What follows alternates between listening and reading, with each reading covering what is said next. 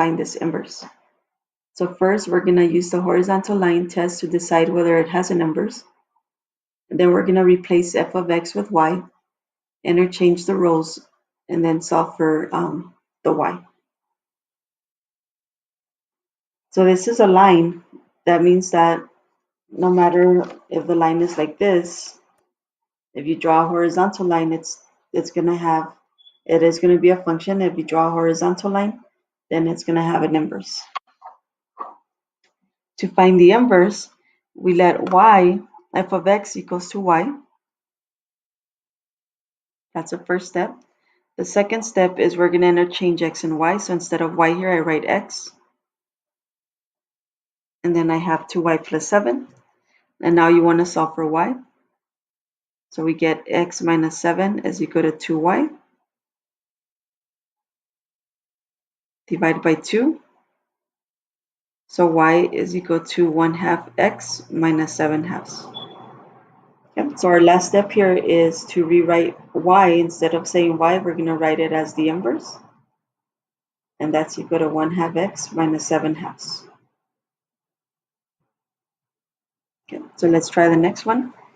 First step, let g of x, call it y.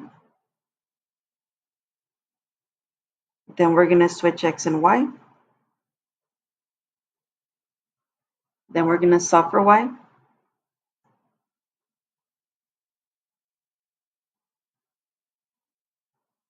Divide by 4.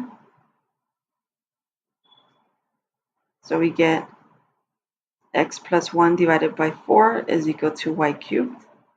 Take the cube root.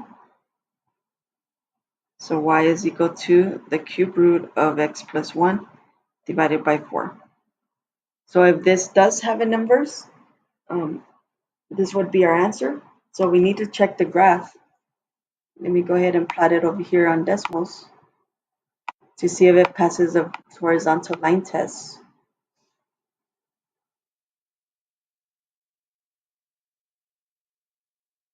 And you can see if you draw a horizontal line, then it's going to be a function, meaning that it has an inverse, or it could have an inverse.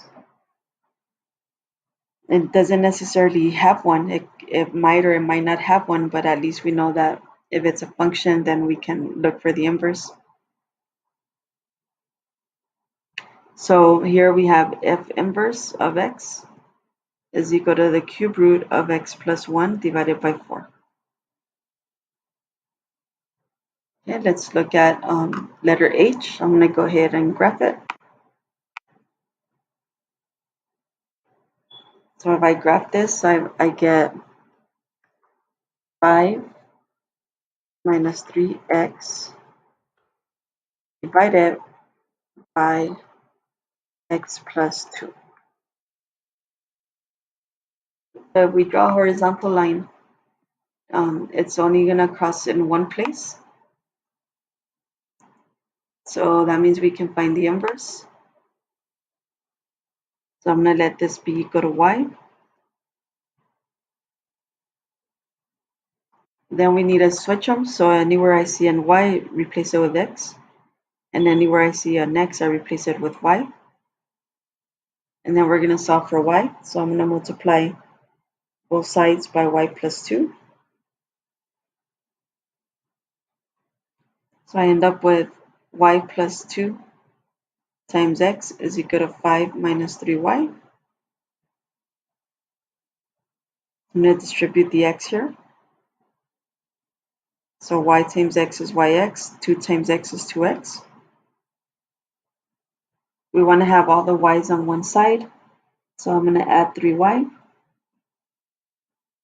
And I'm going to subtract the 2x on both sides.